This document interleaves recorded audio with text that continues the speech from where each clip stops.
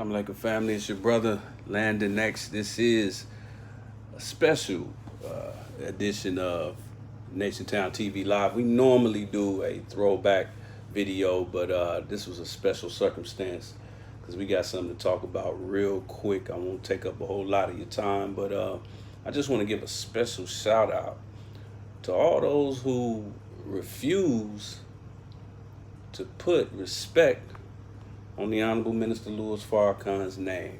And I'm gonna knock out a couple of points that I had to get off my spirit. But let's get it.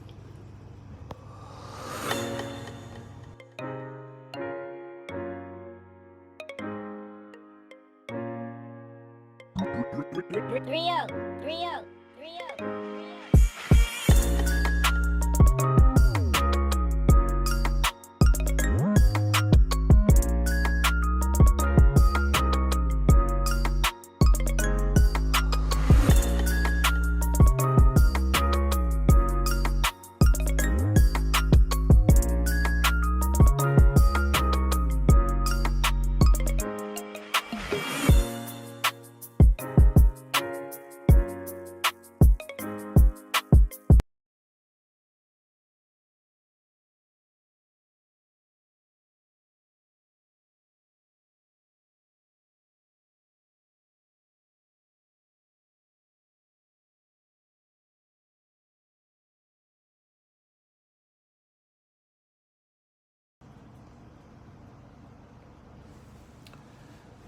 Assalamu alaikum family.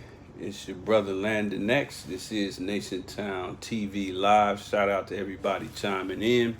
We're going to deal with a special topic, which is really not special. This is something that believers and sympathizers of the Nation of Islam should be on 24/7, and that is being in defense of the Honorable Minister Louis Farrakhan. But it's a particular situation that I wanted to speak on directly, dealing with the situation itself, not necessarily an individual. But let me just start off in the proper fashion. In the name of Allah, the Beneficent, the Most Merciful, I bear witness that there is no God but Allah, who appeared to us in the person of Master W. Far Muhammad. I further bear witness that Muhammad is his messenger. But let me be very clear and concise that when I say that I bear witness that Muhammad is his messenger, I say that with all due respect to Prophet Muhammad ibn Abdullah, all due respect to all of the prophets that you find in the scripture, from Abraham to Lot to Moses to Jesus. With all due respect to those brothers, they were indeed brothers, and I'm not slighting them in the least when I say that the most honorable Elijah Muhammad is indeed that messenger. Because when you read the Holy Quran, when you go to Surah 16, Ayat 36, Surah 10 and 47, 44 and 5 says that we are ever sending messengers, meaning forever, always, nonstop, won't quit sending messengers. And that certainly a messenger would be raised for every nation. I ain't the smartest man in the world. Don't let the big head and the glasses fool you. But last time I checked, certainly meant for sure, and every means all of them. And the messenger for this nation, this group of people, is none other than the most honorable Elijah Muhammad. But see, I would know nothing of the most honorable Elijah Muhammad or Master Fard Muhammad if it were not for the fateful, anointed decision of the Honorable Minister Louis Farrakhan to resurrect the teachings of his father, the most honorable Elijah Muhammad. He made that decision in 1977. I was born several years later. And had he not done that, nobody else, please don't get it twisted, nobody else would have introduced to me the divine teachings of that beautiful man. And no one would have done it like the Honorable Minister Louis Farrakhan. our divine leader, teacher, and guide and criterion in our midst and Messiah. And we're going to talk about that.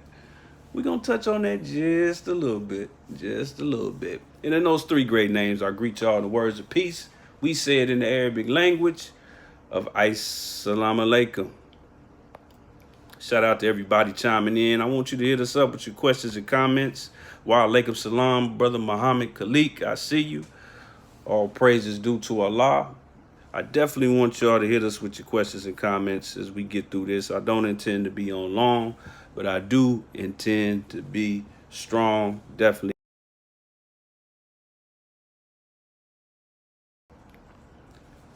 hit us up. And I'm going to hit it pretty hard and quick and just get straight to the point.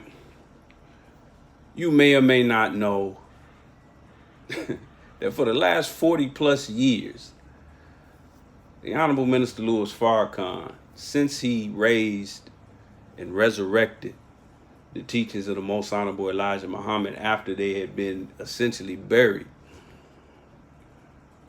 when he resurrected the teachings, he immediately found himself surrounded by enemies, surrounded by those who either were the enemy, the definite article, or they were Negroes who were operating as little baby enemies, little baby devils based on envy, doubt, suspicion, or whatever they was going through.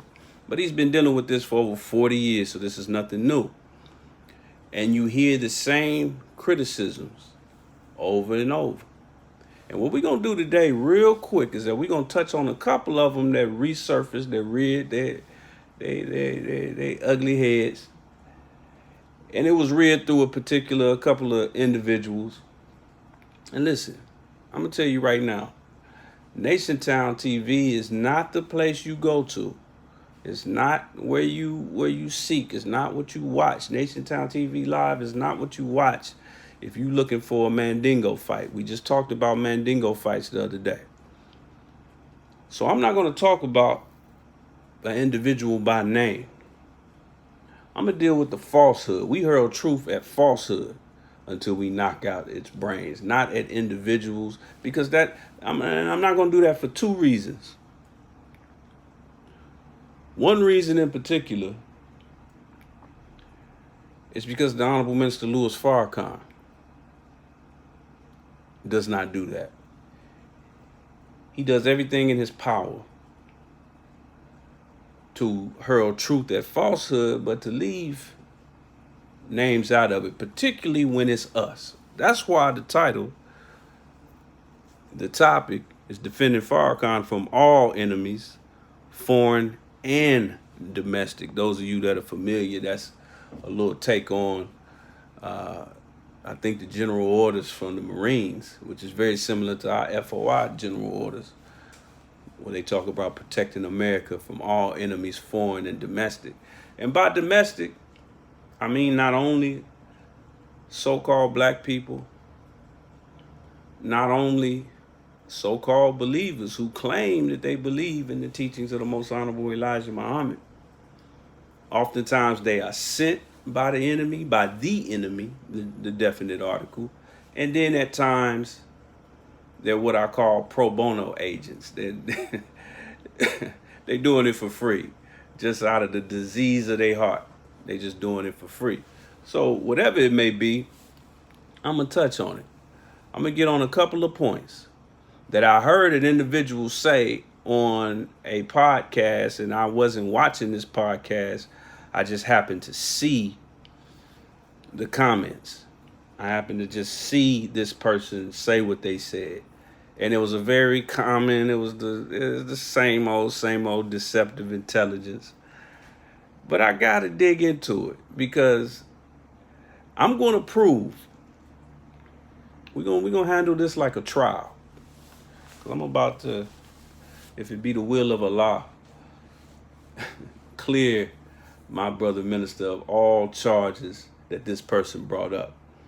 And I'm not only going to do that, But I'm going to prove a couple of other things. I'm going to prove that the people who say these things are not very intelligent,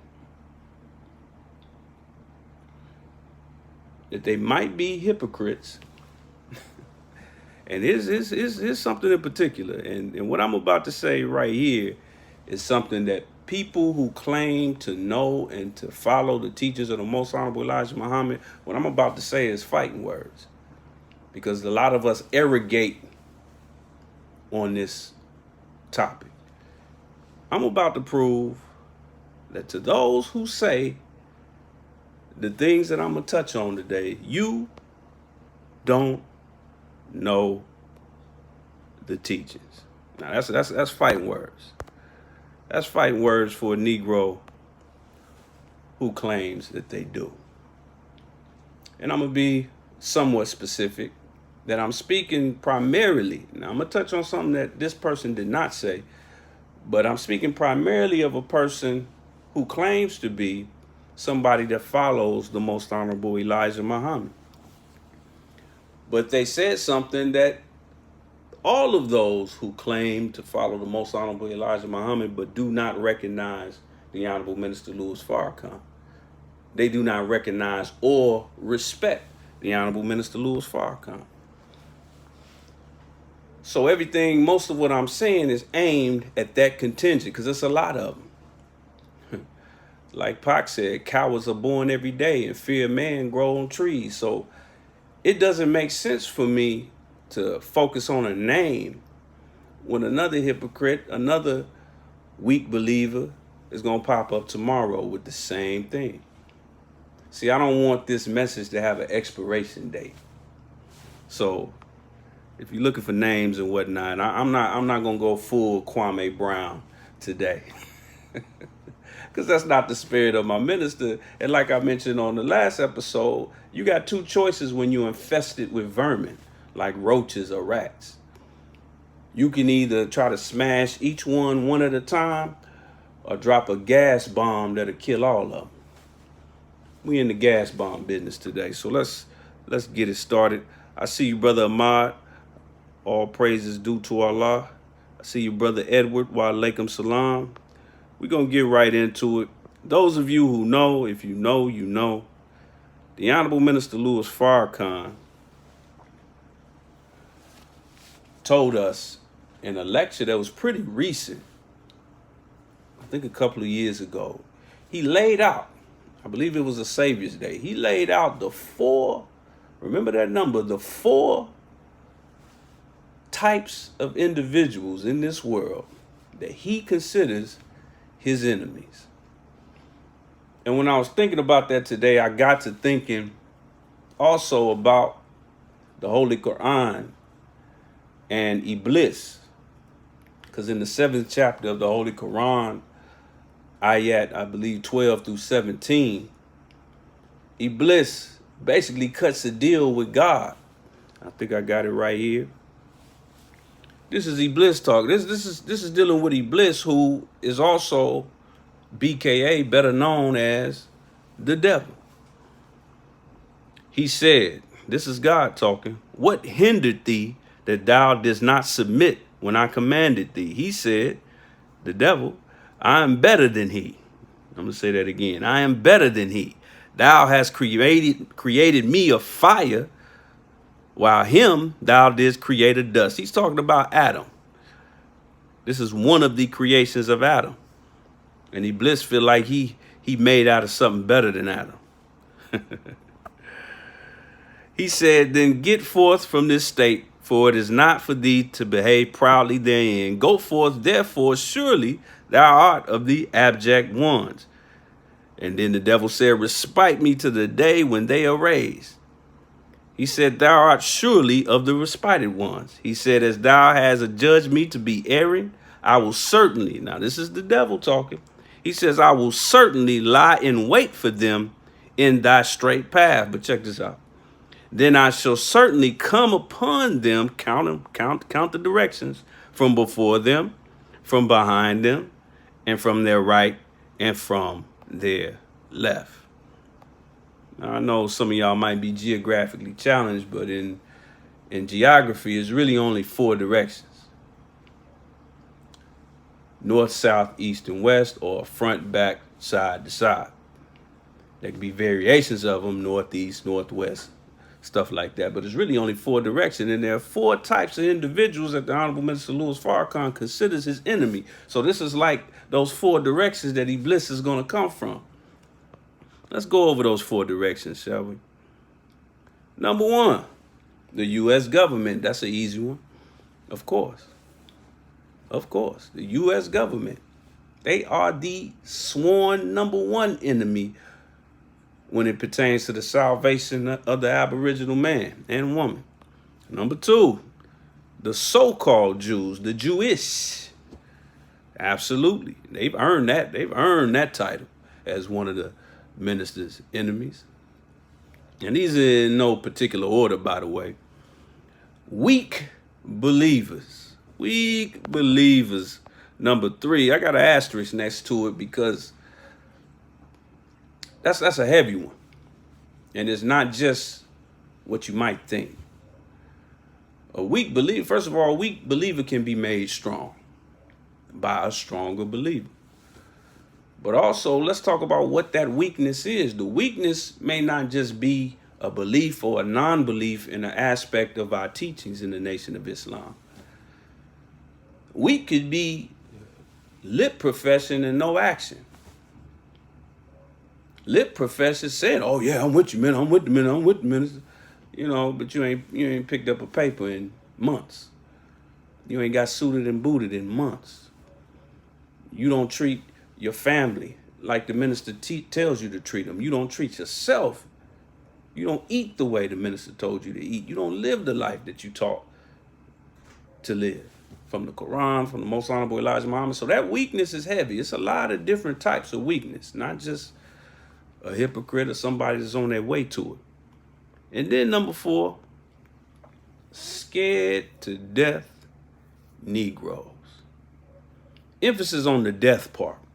Scared to death. When you are to something, that means you are going towards something. See, there are some individuals in America who at some point or another in their life, they heard the teachings of the Most Honorable Elijah Muhammad.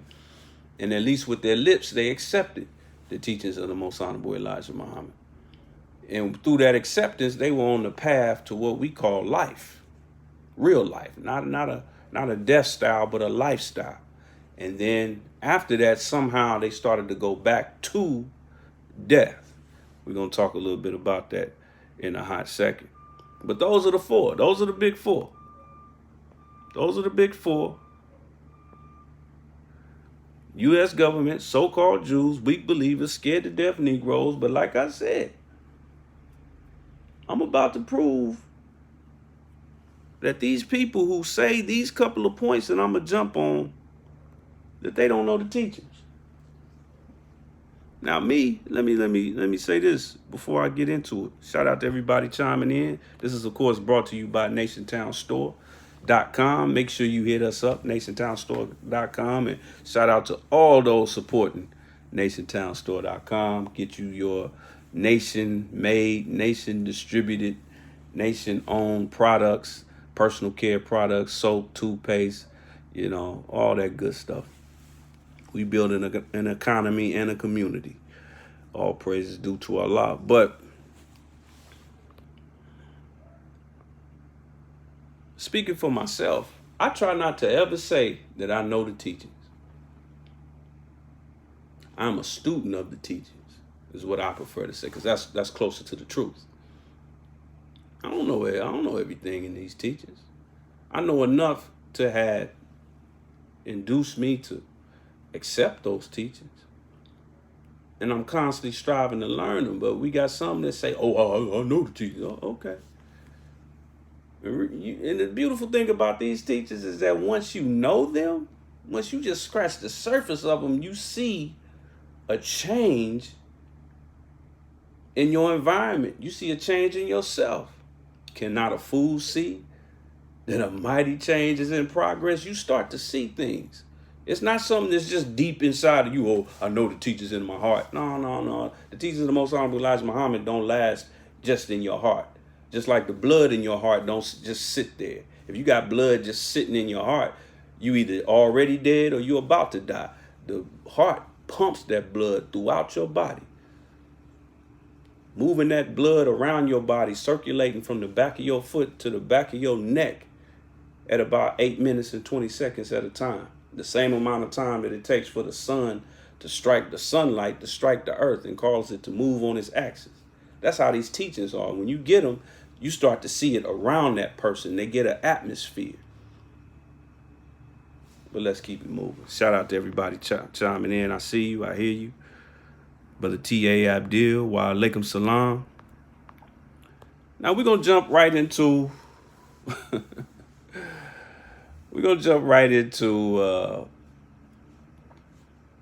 one particular criticism of the minister that's so silly. I mean, this is the dumbest thing. And when I hear it come from an 85%er, a so-called lost found, somebody who's never heard the teachers, they really don't know much about the minister. They think they do because CNN told them, or they mama's cousin, uncle's grandma told them. When they say it, it ain't that sad. But when somebody who claims to be a student of the Most Honorable Elijah Muhammad says it, oh my God. Because the Most Honorable Elijah Muhammad said history is best qualified to reward what? To those who know the teachers, sympathizers, believers, finish that sentence for me. History is best qualified to reward what? Research. Research. So research is something that's important because we want to be right and exact as students of the Most Honorable Elijah Muhammad. Let's get right into it. I'm going to stop tiptoeing through the tulips because I don't want to be on here all day. The thing that I'm talking about is this right here. The individual that sparked my my spirit yesterday, their logic was this. If Minister Farrakhan is everything he say he is, why won't Farrakhan stop the violence in Chicago? See, this is when you don't know the teachings. You're not very intelligent. You also might want to stop watching so many comic book movies and Marvel movies and whatever, where you think somebody's just gonna snap their finger and make something go away. But I gotta dig much deeper into this. In fact, I'm going to do what the Supreme Wisdom Lessons tell us to do. In our Supreme Wisdom Lessons, Master Farrakhan Muhammad, God in person, tells us something that's quite interesting. He says, look into your poison book. Work cheerfully and fear not. Poison book is what Master Farrakhan Muhammad is calling the Bible. And he don't mean that as a diss. It's poison book because poison can be used to medicate or to murder, depending on the dosage and how you use it. That's why they call it drug abuse. I mean, if drugs were just naturally bad, then they wouldn't have to put the abuse on the end, right? So it's drug abuse. That was a time where they sold cocaine over the counter. It was a major ingredient in Coca-Cola. You ever wonder why it's called Coca-Cola? That's because the coca plant and cocaine had about 3.5 grams in every can. So look into your poison book. The poison book is your Bible. So we're going to go into that poison book real quick. Shout out to everybody chiming in. I see you. Because she's saying, this individual is saying, if the minister is who he say he is, why won't Farrakhan stop the violence in Chicago? Okay, I hear you. I hear you. You know the teachings, right? Okay. Well, let's dig into it a little bit. First of all, she was speaking particularly about the fact that the minister made it clear that he and Elijah are one. And when you look at the minister, all that he's done, all that he is, and all that he's been made to be, he is, in fact, the Messiah. take it or let it alone. But I'm not just going to let you just take it or let it alone. I'm going to prove that today. It's actually pretty simple. It's pretty simple. It ain't spooky like you might think it is. But she said, well, if he's all that, he's in Chicago. Why can't he magically stop the violence in Chicago? Some of y'all watching this is thinking the same thing. Well, let's look into the Bible. Let's look into the poison book. What was going on in Jerusalem when Jesus was walking around with them sandals on? What was going on with Jerusalem when the Jesus of your Bible was moving about? And what she's saying and what this person said, it reminds me of what Nathaniel said. Can anything good come out of Nazareth? What you mean he's the Messiah and he from Nazareth? What you mean? Don't he know how bad it is in Nazareth and Jerusalem? Don't he know? Hell no, he can't be no Messiah. He from Nazareth. A Negro in 2021 making the same mistakes as a Negro 2,000 years ago. Ain't that a shame? But let's keep going. This is from the book of Luke. This is from the book of Luke 21 and 20. This is Jesus talking. He's talking about the condition of Jerusalem at his time. When you see Jerusalem being surrounded by enemies, you will know that its desolation is near. Then let those who are in Judea flee to the mountains. Let those in the city get out. And let those in the country go into the city. Not into the city. He's talking about separation. But check this out. For this is the time of punishment in fulfillment of all that has been written. How dreadful it will be in those days for pregnant women and nursing mothers. There will be great distress in the land. I'm going to say that again. There will be great distress in the land and wrath against this people. Is it great distress in the streets of Chicago and ghettos all over America? Hell yeah. How dreadful it will be in those days. But then he says this, they will fall by the sword. The equivalent of the sword today is what? The AK-47, the chopper, the pole, the Draco. They will fall by the sword and will be taken as prisoners to all the nations. My God. What the prison system look like? They look like, who they look like? What's going on? Are we in the prison? Are we there? 3 times the percentage of us that's out here in the streets is in the prison. Jerusalem will be trampled on by the Gentiles until the time of the Gentiles are fulfilled. Now I gotta deal with that real quick.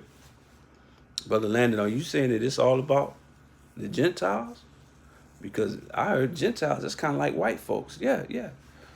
Gentiles are just non-Jews, real Jews. We the real Jews. Gentiles are also those who don't believe in that ancient Judaism. But let's look at Chicago. Do you know that they literally, it ain't no urban myth, it ain't no Facebook meme myth. It is an actual fact that in ghettos all over America, but particularly in Chicago, it was caught and it was recorded, the fact that they are dumping off guns in the ghettos of America, particularly in Chicago. This is a Detroit news website that posted it. It's Detroit, but they talking about Chicago. Check this out.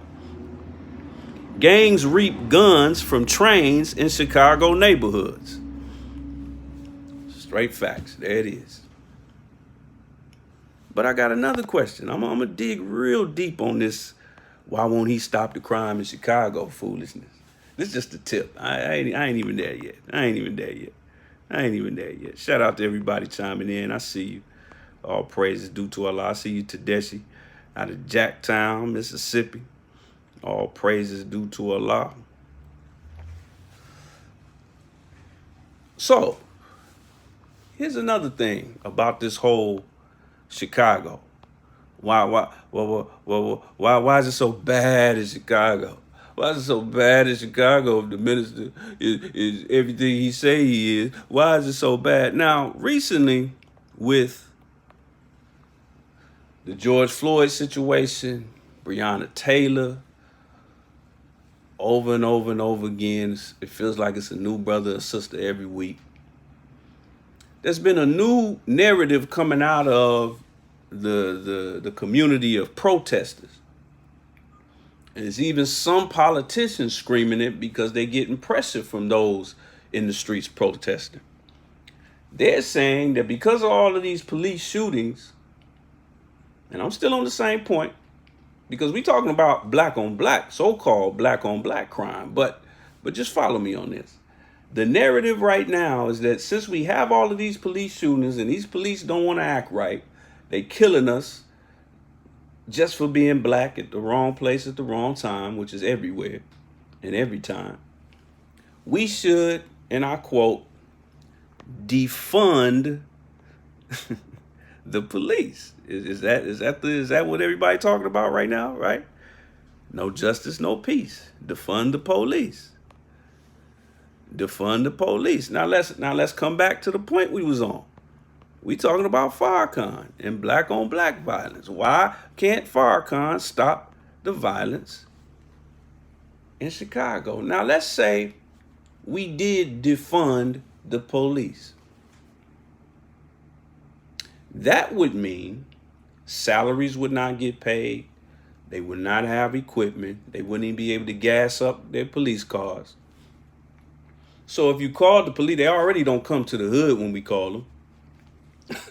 But if they got defunded, they definitely not coming to your hood. Why? Because they just don't have the resources, right? So to all those who ask the question, why won't Farrakhan magically put an end to all the violence in Chicago? My question to you is this: do you fund the black police, the FOI? Do you fund us? Do you support that brother when you see him with that paper and that bean pie? Did you put something on the 2021 Savior's Day gift? Did you donate something to the economic blueprint? Oh, you didn't? Well, that means you defunded the FOI. And last time I checked, a wise man once told me, you get what you pay for. You think we wouldn't love to police our own communities?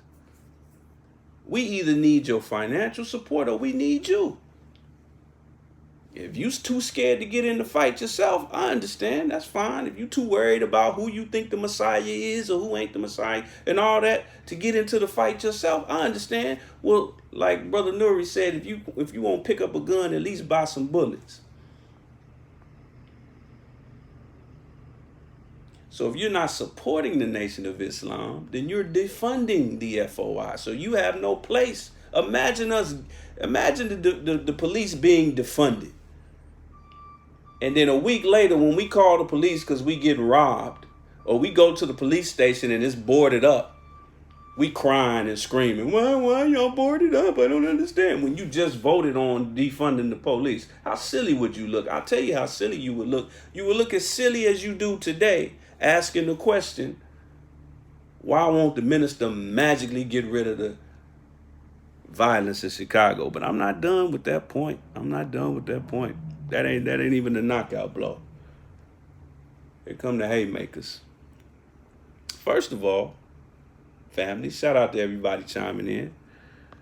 And if you want to get on that bus, if you want to start supporting the nation, go to your Nation Town store and show us some love. You wash your backside, right? You brush your teeth. I hope you brush your teeth, right? You use soap, right? You use shampoo, right? Come on now. NationTownStore.com. But check this out. It's actually erroneous, literally, to suggest that the Honorable Minister Louis Farrakhan and his teachings have not made a remarkable impact in our communities. Now, we deal with actual facts in the Nation of Islam. And I know this person who made these comments knows about this. Just either this person is dumb or they playing dumb. But let me introduce you to the Dope Busters. The Dope Busters was actually a nationwide movement in the Nation of Islam where believers, particularly the FOI, went to some of the so-called worst housing projects in America and cleaned them up. And we did such a great job that they eventually started to pay for some of our expenses. The HUD organization bear witness to the effect we were having in places like Washington, D.C., Chicago, even Los Angeles, and said, man, we should, hey, they're doing better than our own security. They're doing better than the police. Let's help them out. This was documented.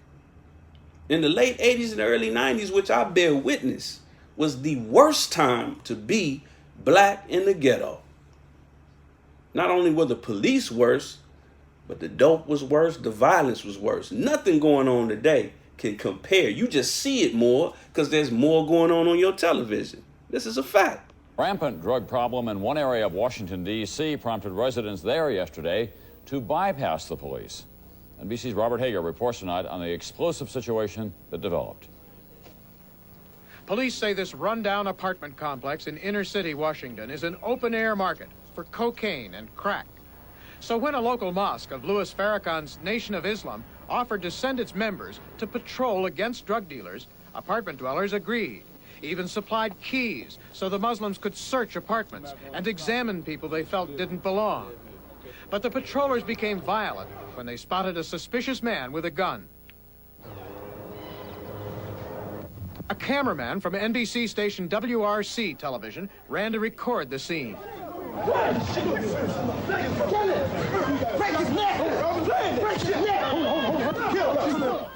Then the Muslims turned on the cameraman and reporter Joe Johns. A bunch of people rushed me, and I closed my eyes. I mean, they was getting it in. No weapons. But don't let us catch you with one. We wasn't carrying no weapons. And again, it was a nationwide thing. Now, we wasn't getting, HUD wasn't paying for our expenses everywhere, but we was getting it in every day. And we still do it with the manpower that we have, with the funding that we have. So I'm going to ask you again, do you fund that? When you see the brother with that final call, you roll your eyes and say, oh, I only follow the messenger and keep on going. Okay, well, keep the minister's name out your mouth when it comes to the crime rate anywhere in this country, particularly Chicago. But I'm still not done. Again, I ain't dropped the haymaker yet. And in fact, this is an article right now. I'm in Los Angeles. This is an article from USA Today talking about Los Angeles. As you can see, the headline says, crime drop follows Nation of Islam patrols. Crime has dropped dramatically at 15 Los Angeles housing projects since the arrival of security guards affiliated with Louis Farrakhan's Nation of Islam. Now, it's a damn shame. I got to call it what it is. It's a damn shame when the devil, when Iblis, when the caveman, who only got one book of knowledge, who used to crawl on his all fours, stringy hair all over his body, didn't know how to talk, didn't know how to bury his dead, didn't know how to eat. It's a damn shame when he recognizes the work of the FOI before a Negro that says that they know the teachings of the Most Honorable Elijah Muhammad. That's a damn shame. But again, I ask you, are you supporting that, what I just sold you? I'm not saying supported by clicking like on Facebook. I ain't talking about supported by wearing a t-shirt or saying, oh yeah, I'm down. No. Do you fund that? Because it's still going on, please believe. There have been over 300 gang feuds that have been squashed just in the last 25 years, just by Mosque 27 here in Los Angeles. That's not even counting what's going on in D.C. today, Newark, New Jersey, Atlanta, Georgia, Chicago, all over the nation. And I have actual facts on that too. Oh, well, I ain't heard about it. Who gonna tell you other than us? This was just so remarkable because it was in the height of the crack cocaine epidemic that even the devil had to bear witness.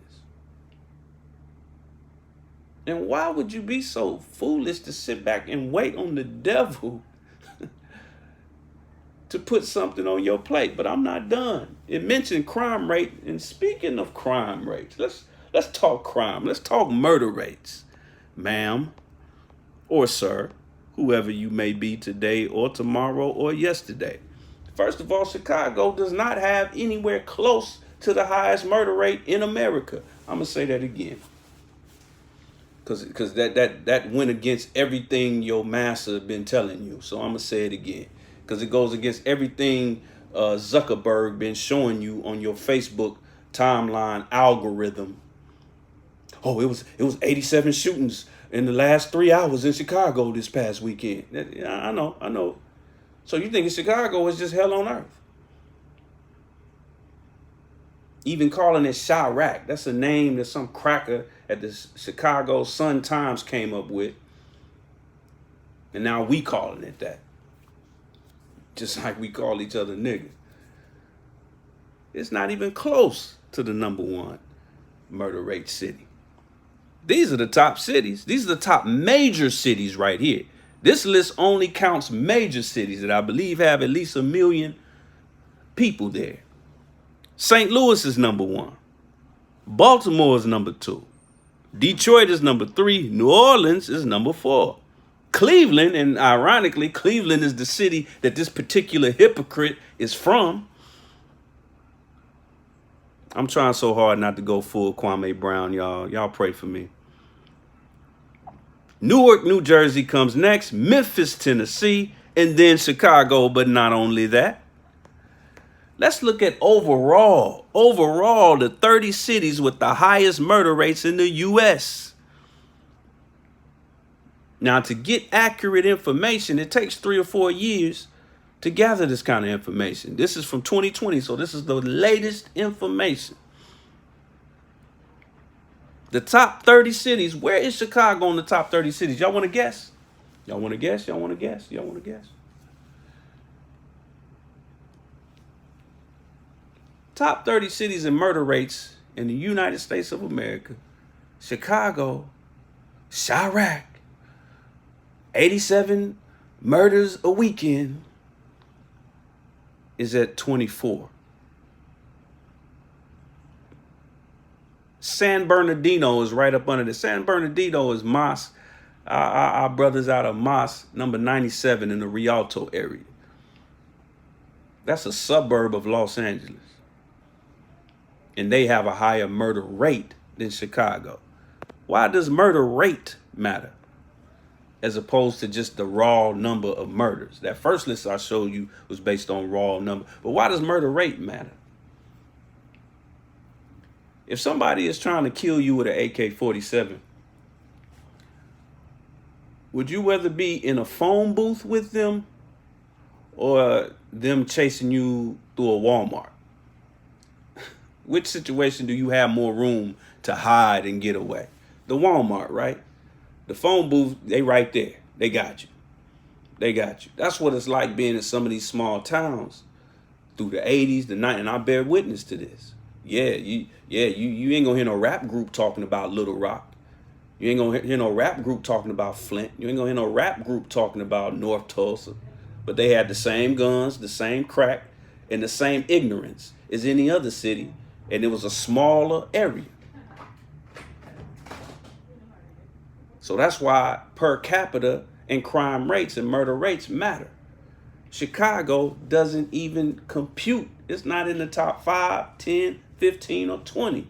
So what you're doing is that you believe in a narrative that this slick devil is not even really saying, but they saying it without saying it, and you falling for it. And you say you've been studying these teachings of this wise man, the most honorable Elijah Muhammad, for 50 years? Boy, I just saw a story of an 80-year-old sister just got a high school diploma. Made me think about that. All praises due to Allah. Shout out to everybody chiming in. That ain't even the haymaker, family. Because this is where it's gonna get real ugly. Here's where it's gonna get real ugly.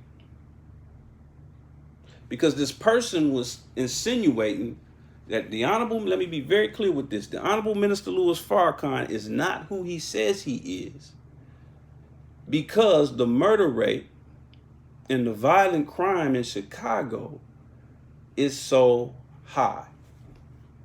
So if he is who he say he is, he can stop all that killing in Chicago. Okay, all right. I've been in the nation for 50 years under the most honorable Elijah Muhammad. I only follow him. Okay, all right. Ooh, I hate to do this.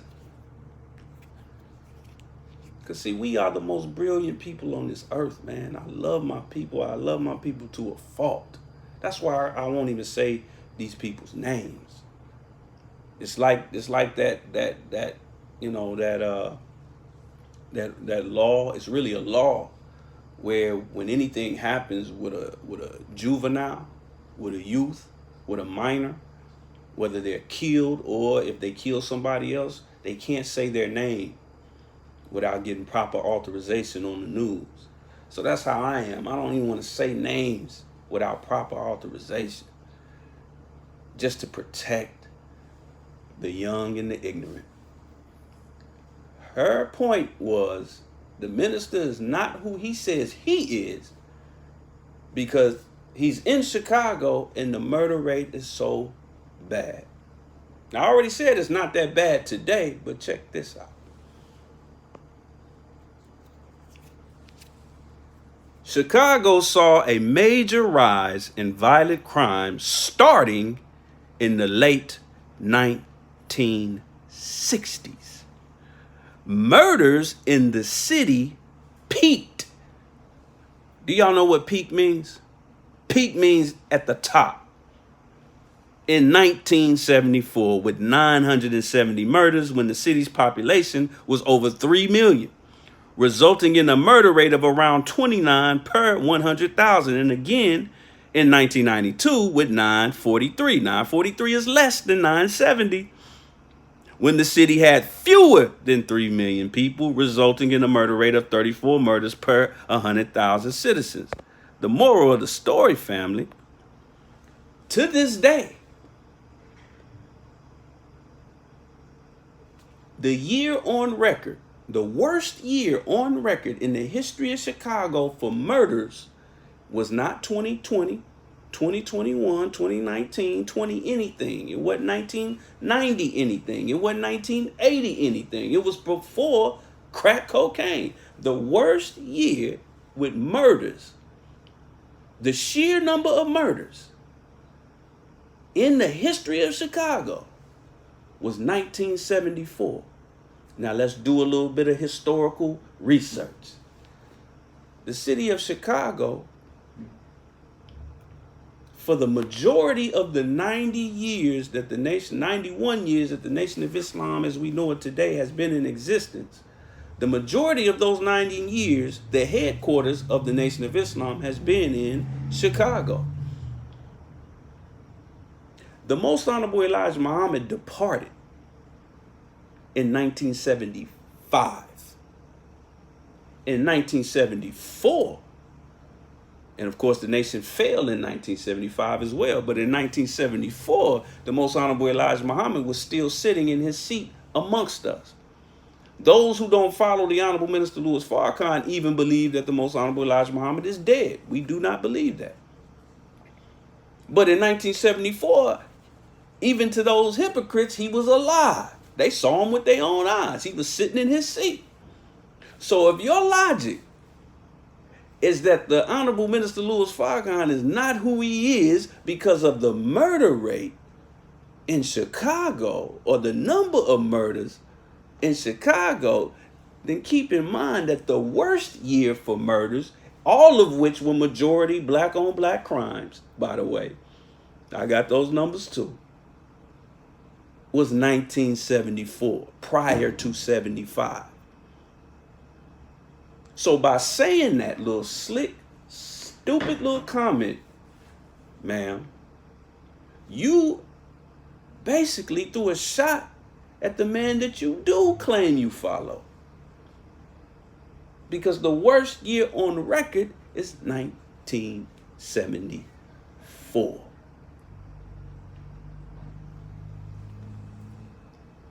history is best qualified to reward research. So are you saying that the messenger is not who he said he was and still says that he is? Come on, talk to me. 1974, the worst year in record. Oh, I didn't know that. Of course you didn't. Because you were sitting around waiting on a Caucasian to tell you. You go on your timeline, ooh, Lord, all this killing in Chicago. Okay, yeah. It's a lot of killing in Jackson, Mississippi. There's a lot of killing in Baton Rouge. Baton Rouge. Now, I done heard some things about Baton Rouge. There's killing in Kylene, Texas. And as you just saw, San Bernardino, California. If you've never been to California, you might move to LA and think San Bernardino is the suburbs. It's a nice place to stay. It could be if you support the program and fund the FOI and then defund the police. See, we got to think, people. We got to think. We really got to think, man. Because that's what I keep hearing. Oh, the minister, he got, well, what are you doing about it? How are you helping? How are you helping? They get billions of dollars in funding, the Chicago Police Department. Every major city police department gets billions of dollars in funding. And you know what's really sad? That's the same sentiment and the same silly thinking that allowed the crime bill to be passed in the 90s by your president, Joe Biden. He wasn't the president then, he was a senator. But he was, as by his own admittance, he was the author of that bill. But here's what they did to push that bill, not just through Congress, but to push it through the community, push it through the minds of the people. Because they knew what they were doing was wicked. They were going to build more prisons. They were going to make it easier to have young black men do prison time.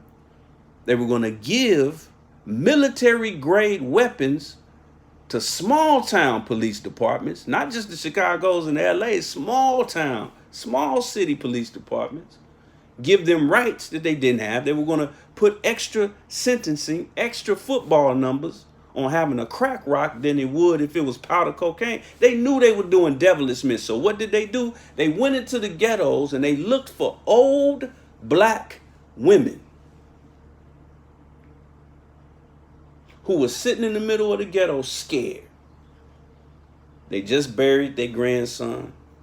They hear shooting every night while they watching Murder, She Wrote and Golden Girls.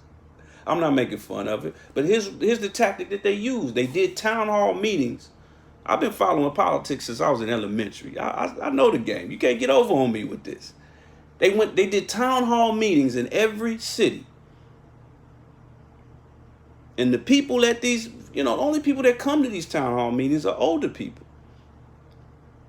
That's why every politician that's running for an office, they love making stops at old folks' homes and stuff. Because they vote more than anybody. They're the ones who show up to the town hall meetings. And at these town hall meetings, they were saying, oh, Mr. Biden, oh, bad. Oh, they just shooting and killing, and they pants is sagging, and I don't know, they like monsters. I don't know what to do. And Joe was like, oh, okay. Did she say monsters? Okay. I'm going to use that. Super predators. That's why didn't nobody trip back then. They said it 30 years ago, but we just now tripping on it. Why? Because grandma said it first. Old black women said it first in the ghettos. This is just a fact. This is just a fact. And I understand they were scared. They were tired of burying their grandbabies. I understand. But that mentality is what gave the green light to Hillary Clinton, gave the green light to Joe Biden. And now black men are missing all over America, thanks to the crime bill. And then y'all messed around and elected him president. With that mentality, not searching the facts for yourself, but just, oh, Lord, they've been shooting all night. Oh, white man, come and save us. Farrakhan ain't doing nothing. Why? Because they ain't told you what Farrakhan is doing. That same mentality, but for that mentality to be in the mind of somebody who considers themselves a student of the Most Honorable Elijah Muhammad is disgusting, man. 1974, the #1 year on record for murders in the history of Chicago. But your logic is because crime is so bad in Chicago, that proves that the minister ain't what he says he is. Man, grow up, man. We got to grow up mentally. I don't care how old you are. That birth certificate don't come with knowledge, man. I don't care what year it got on that birth certificate. You can be a 9-year-old fool and a 20-year-old genius, depending on what you let come through your ears and go through your eyes, man. God, I mean, it is unbelievable. But let's jump to the next one. But before we go to the next one, I got to say this. Shout out to everybody chiming in. I see you. Brother Brett Rogers said, yeah, they do. Brother Brandon says, actual facts. Brother Muhammad says, if you're not part of the solution, you must be a part of the problem. That's common sense. Muhammad says, even on that day, Satan will say, blame me not. I just called and you came. That's real, Brother Randolph. She doesn't count. The hood only respects her understanding on black relationship advice. Yeah, okay. Brother Brandon said, hegemony, the art of making you feel that you are hurt when something happens to others. I'm telling you. Brother Brandon says, teach on those facts. My wife says, fund the FOI. That's right. Fund the FOI. Give us those billions of dollars. Not only call for the defunding of police, but tell them where the money should go. Put it in the hand of the FOI, man. Put it in the hand. Put LA's budget in the hand of my Western Regional Captain, Halim Muhammad. Boy, listen, I give it 6 months. It'll be little black girls with lemonade stands in Skid Row. In what used to be Skid Row. Lemonade stands. Children playing football in the street. You give the FOI billions of dollars to clean up our own community. Man, listen. Like Kwame Brown say, boy. Shout out to Kwame Brown. I ain't mad at you, brother. Just stall him out a little bit. You got your lick in. It's over. But here's the reason, and I talked about this on Nation Town before. I'm not gonna be on much longer, family. Here's the reason why that kind of mentality exists. Not just with Minister Farrakhan, but with any black, particularly black male leader. You have to understand that something happened back in the early 20th century. And it started through this man right here. J. Edgar Hoover, he didn't just create a program called COINTELPRO. Please listen to what I'm saying. To just call it a program, a FBI program, would be a major understatement. He started a culture that bled into every aspect of the United States government. And then eventually even bled into the households of black people. Stopped the rise of a black messiah. So when our families deteriorated prior to the 1970s, the average black household had 75% of them had both parents. They might have been poor, but they had a solid house. Daddy was there, mama was there. They raised the children. They gave them values, you know. After the 1970s, we ran into crack cocaine. We ran into all the welfare system designed quirks. All of a sudden, that number now has flipped to about 75 to 80% of our households not having two parents in it. And not only was there a lack of two parents, Not only was there a lack of fathers in our community, but there was a toxic mentality when it pertains to black men. I know somebody watching grew up in a household where they heard on more than one occasion from their own mother, sister, auntie, cousin, niggas ain't shit. Don't trust no. You hear it. Mama wearing, sister wearing, auntie wearing all her problems with the opposite sex on her sleeve, and she bring it home with her.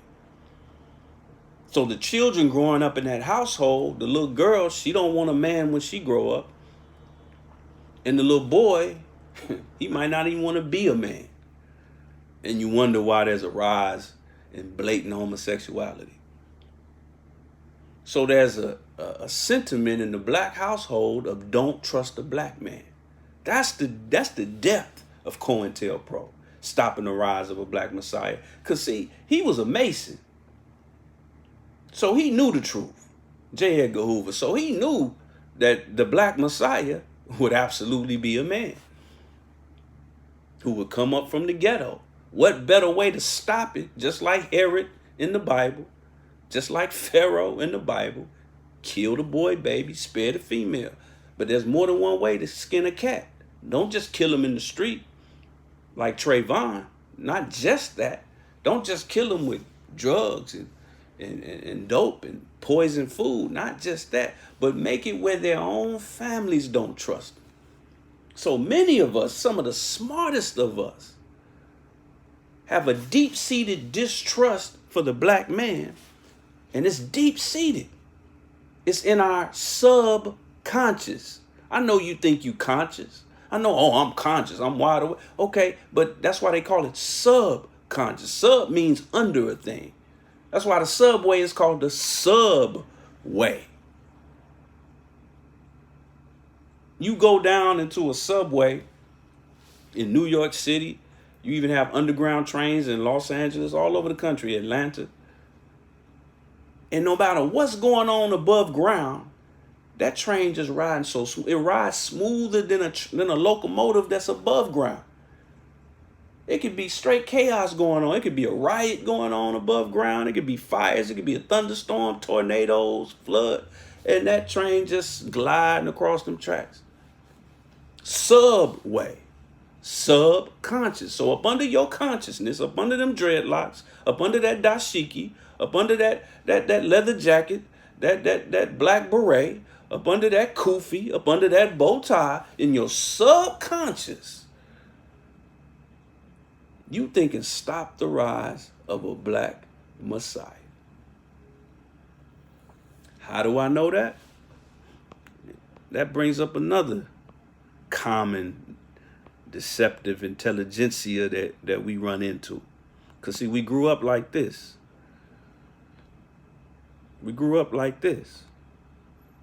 These households, I hate to say it, now there's a lot of black women who made miracles by themselves, man. Raised beautiful children, college graduates, men and women who went on to do great things. Don't get it twisted. My own mother was a single mother for the majority of my childhood. So I can't diss this. But this was by design. And because of that subconscious thinking of stop the rise of a black messiah, you get questions like this amongst the 85ers. Man, it seemed like y'all worship Farrakhan. It's like y'all worship that dude.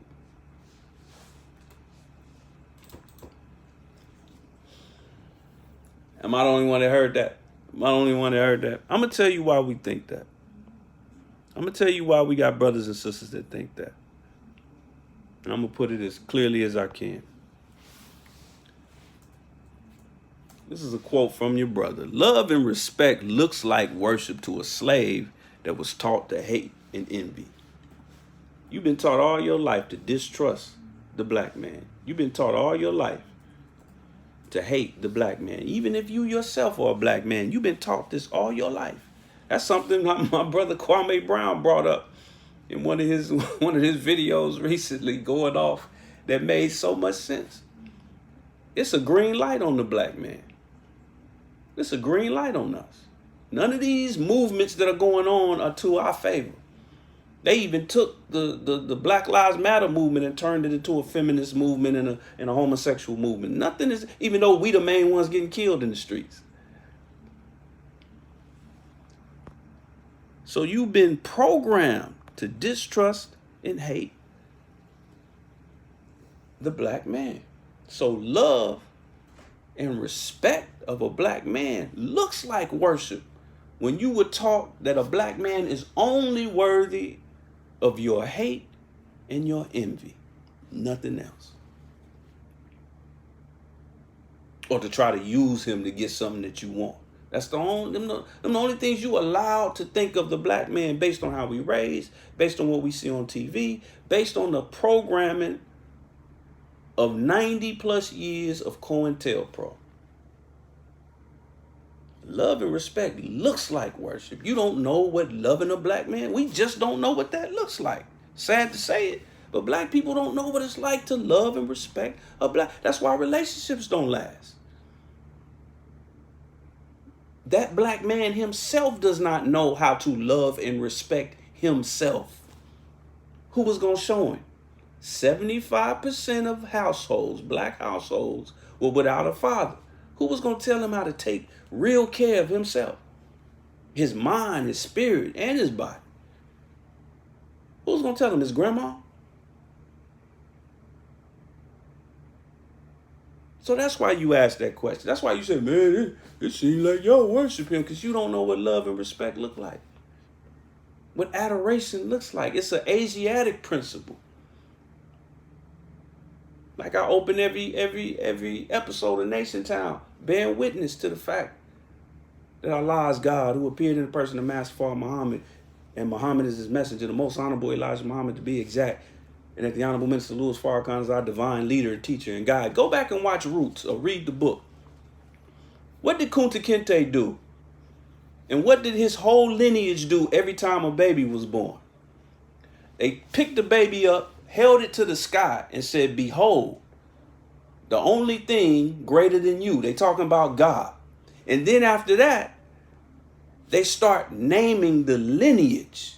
Everything that took place before that baby, everybody that was born before that baby, that led to that baby being born. See, that's what we lost in slavery. We lost that connection to our lineage, that respect. We talking this ancestor stuff, but we ain't really about it. We done turned ancestors into some spooky concept. Just some dusty Negroes up in the sky somewhere looking down at us. No. They're people who died and sacrificed, who took daggers in their back for years just so you can do simple things.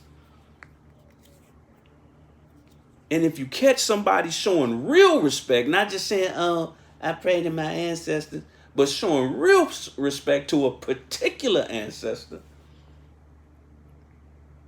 you don't know what you're looking at. Oh, man, it look like y'all worshiping him.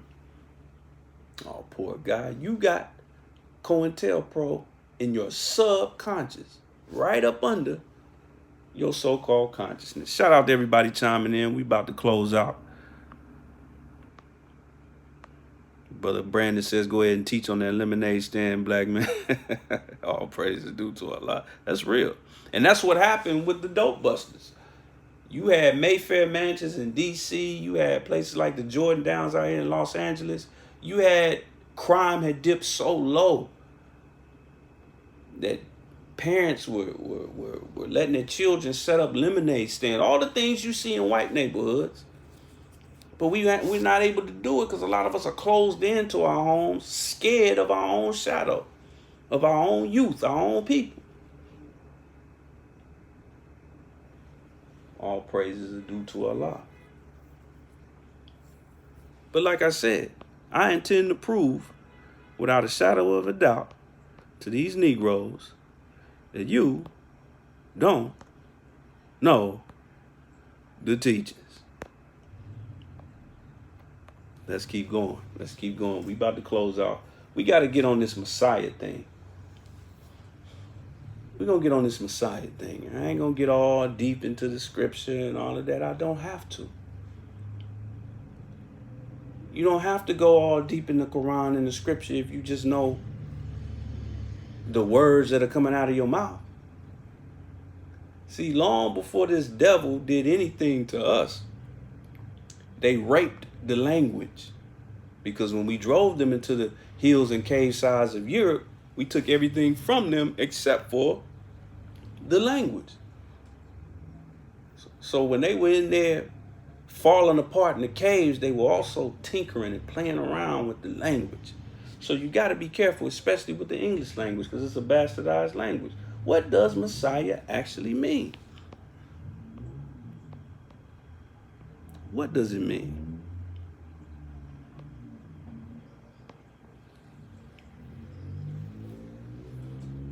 It simply means the leader or savior of a particular group or cause. A leader. Now, the minister actually does not like to be called the leader. We're taught in the Nation of Islam today, under the guidance of the Honorable Minister Louis Farrakhan, to say that the eternal leader of the Nation of Islam is the Most Honorable Elijah Muhammad. But everybody who's anybody would bear witness that the minister is the leader or a leader of black people, of a group or cause. But let's go deeper than that. Let's go deeper than that, people. Because like I said, if they tampered with the language, then you got to go to the root. Just like you go to the root to your own black history, you got to go to the root of words. What's the root of this word, Messiah? Hebrew is Messiah, which means anointed. Anointed. Am I saying that the Honorable Minister Louis Farrakhan is anointed? You're absolutely right, I am. Well, who anointed him, you might say? Well, let's see who anointed the Honorable Minister Louis. I want you to remember today I have one of my greatest teacher here going along. What are you hiding behind there? Sycamore tree for, brother? Come on out here where they can see you.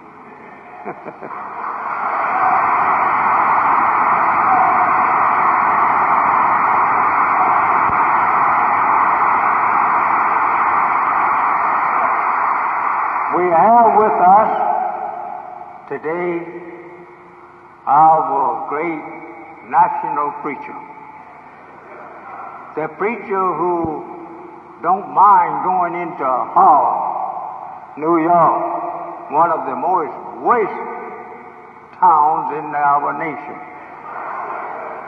our city. It is our brother in Detroit and Chicago, New York. But I want you to remember, every week he's on the air, helping me to reach those people that I can't get out of my house and go reach like he. I want you to pay good attention to his preaching. His preaching is a bearing of witness to me and what God has given to me. This is one of the strongest national preachers that I have in the bounds of North America. Everywhere you hear him, listen to him. Everywhere you see him, look at him. Everywhere he advised you to go, go. Everywhere he advised you to stay from, stay from. So we are thankful to Allah for this great helper of mine, Minister Farrakhan.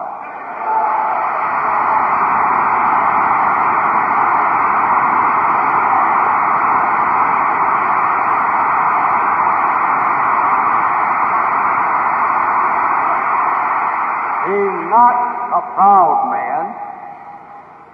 He is a very humble man. If he can carry you across the lake without dropping you in, he don't say when he get on the other side, just see what I have done. He tell you to see what Allah have done. He don't take it upon himself. He's a mighty fine preacher. We heard him every week. And I say continue to hear our minister Farrakhan. I think.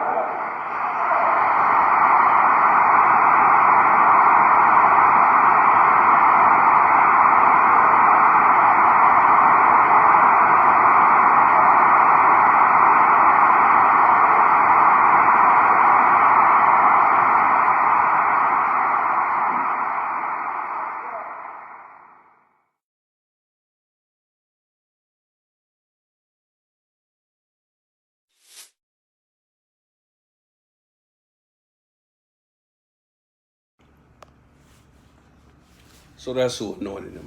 The most honorable Elijah Muhammad set him in his seat. Set him right there in his seat.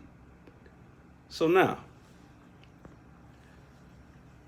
like I said, I'm going to prove that these people who have these kinds of thoughts in their mind, that they don't know the teachings, because in our supreme wisdom lessons, it says clearly, the laborers must speak and use grammatic pronunciation of words and syllables in past, future, present, perfect tense. The laborers' answers to all lessons must be in the above language. Others will not be considered. Past, future, present, perfect tense. Now let's look at what the most honorable Elijah Muhammad just said. He said, everywhere you hear him, listen to him. Because I done heard Negroes say, oh, well, he was just putting words in the messenger of God's mouth, by the way. Oh, he was just saying back then. He ain't talking about today. He talking about back then. Back then, it was cool. Yeah, I listened to him. No, you didn't. He had hypocrites gunning at him back then, literally. I'm going to touch on that in a minute. Everywhere you hear him, listen to him. Past, future, present, perfect tense. Everywhere you hear him, that's future. He didn't say everywhere you heard him yesterday, you should have listened to him. That's not what he said. He said everywhere you see him, look at him, future, perfect tense. He didn't say everywhere you might have saw him, you should have looked at him. That's not what he said. Everywhere he advised you to go, that's future tense. If he advises you next Friday, next month, next year, go. He didn't say wherever he advised you to go in 1971. That was July 30, 1972, by the way. Or whatever he advised you to go in 68, you should have went. That's not what the messenger said. Everywhere he advised you to go. And if that ain't good enough for you, since you know the teachings, which says that the laborers must speak and use grammatic pronunciation in the proper tense, he closes out by saying, and I say, continue to hear our minister, Farrakhan. Continue. Now, damn, man. I know some of us, had trouble in school, but come on, man. Continue. I think you know what continue means. Oh, well, the messenger, he didn't know. Whoa. The messenger of Allah didn't know? He didn't know what would happen with the minister, what the minister would go through, that the nation would go through, the man you say is the messenger of Allah? Are we Is he the messenger of Allah or you the messenger? Let me know. I'm confused. Because it sounds like you trying to put words in the message. I thought that was only Allah, Master Fard Muhammad's role to put words in his mouth. But you got to give it context. Oh, well, you know, no, man. The Most Honorable Elijah Muhammad didn't have your disease. And you didn't have his job. Not only that, but in the Supreme Wisdom Lessons, it also says in the 13th instruction, big fields are awaiting the wide awake man to work out. Let's go back. Big, that means large or great. Big fields, that's plural. It had an S on the end, that's plural. So that's saying that every wide awake man, that's the caveat, wide awake. Now, if you sleep, if you a dead Negro, we ain't talking to you. But if you consider yourself wide awake, you have big fields to work out according to the lessons given to us by our Savior, Master W. Fard Muhammad. I'm not sure what we know about farming. I don't know a whole lot about farming, but I do know it's hard work. Shout out to Brother Ridgely Mumeen and Muhammad Farms. I can tell it's hard work. I can see the sweat. I can just imagine. I just walk across a field and I get tired. It's hard work. Imagine you got 40 acres, 80 acres. Remember, it's big fields, 80 acres to work out. But that's why a farmer, one thing I know about farmers, they wake up at the crack of dawn. They wake up before Fajr. Because scientifically, that's the best time to till the soil, and also it's before that sun wake up. So imagine you got all this land to till and to work, but instead of working your field, you down the road worried about what another man is doing in his field. Arise the dead nation by the thousands. Who is doing that? The minister ain't. He doing it by the millions. Some of y'all was teaching lectures before COVID-19 in an empty room, standing at a rostrum with the who will survive. the War of Armageddon posters. Ain't nobody in that room. Your dog wasn't even in there. Your woman wouldn't even come and see you teach. Before COVID-19, when no social distancing, stop. Talking about talk back to me. Who? Where? The roaches? The rats? Big fields are awaiting the wide awake man. Work your field, brother. Work your field, sister. Brother so-and-so ain't doing it right. You got the same field he got. Listen, when we go out and push the final call, we don't get some exclusive rights to push on Crenshaw and Slauson. You don't get exclusive rights to push on this street or that corner of this hood, South Central Los Angeles, Southwest Atlanta, North Tulsa, East Cleveland, whatever. You don't get exclusive rights. The police ain't gonna pull up and say, oh, we can only have one kind of follower of Elijah on the block at one time. No. You can be on that block too. You can give a Savior's Day message too. You can go door to door too. You can do all of that, but what have you done? Any of you, what have you done? And if not, why not? Could it be that the same tool that's backing the Honorable Minister Louis Farrakhan ain't backing you? Could it be? I mean, you doing everything right. You doing it just like the messenger said, right? Come on now. Come on now. And before I get out of here, a lot of these individuals who consider themselves students of the Most Honorable Elijah Muhammad, however, they don't recognize the minister. many of them come from prior to 75. Or they claim to be. I don't know. I wasn't there. So I don't know who was really there or not. I know some real, legitimate, reputable, prior to 75 believers. So I know what they look like when I see one. Shout out to Brother Kareem, Brother Nuri, Sister Rashida. I know one when I see one. But a lot of these hypocrites who say they were prior to 75, don't forget that the Most Honorable Elijah Muhammad said in the early 70s, at the height of the nation, all the businesses and all of that, all the big pretty mosques and temples, at the height of the nation, he stood before the believers and said, the nation of Islam is honeycombed with hypocrites. So when the nation fell, where do you think them hypocrites went that the messenger pointed out? Where do you think they went? You think they just evaporated?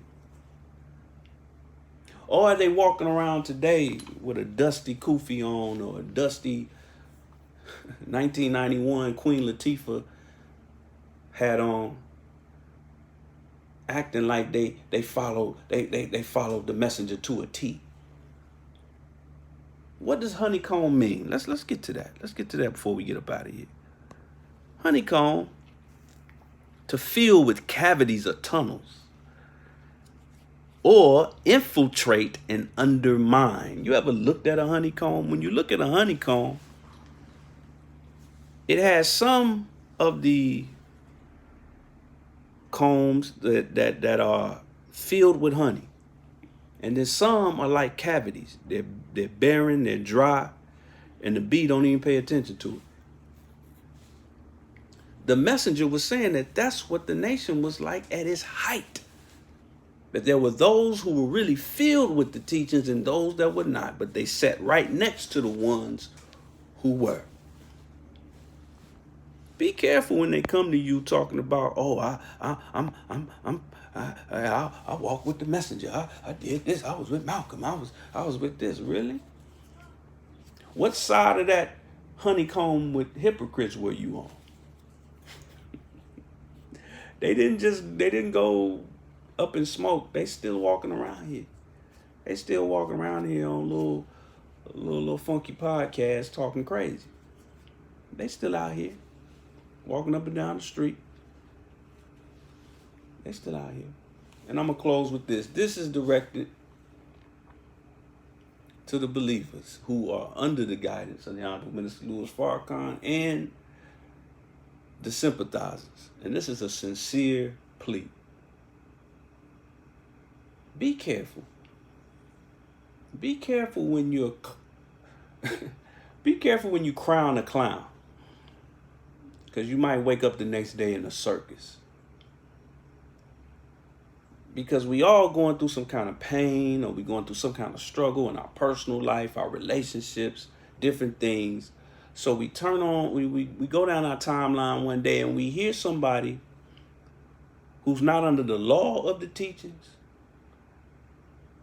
They not really of the teachings. They don't really know the teachings. And they say something that's pleasing to our ears, that tickles our ears. And then we just fall head over heels in love with them. And we'll get on the internet and go to anybody and go to the barbershop and just argue all day in defense of this person. And then this person might even say a couple of decent things about the nation, or say, something that reminds us of our teachers, and we really get excited then. Ooh. And then they turn out to be a straight bloodsucker. They turn out to be a straight hypocrite. And you sitting up there left holding the bag with this hypocrite's blood all on your hands, man. Be careful, man.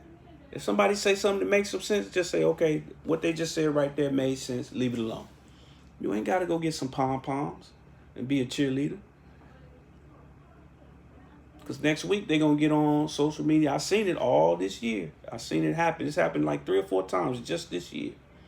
The little corny little dude with 3 teeth in his mouth out of Texas. I don't even remember his name, so I couldn't say his name if I could. But he mostly talks about hip hop artists. Talking crazy about this rapper and that rapper, you know. And I saw believers pumping him up. And then he said something disrespectful to the minister. Now you got to pump the brakes. So just be careful. Be careful. Don't crown a clown unless you wake up in the circus. With that said, family, I appreciate y'all sticking it out with me. This was a special broadcast. We will get back to our Throwback Thursdays. I really enjoyed it. I'll be sitting up there watching it myself, man. Just reminiscing way back in the day when we was in the mosque. All praises due to Allah. But I'm going to leave y'all as I greeted y'all in the words of peace. We say it in the Arabic language. Assalamu alaikum.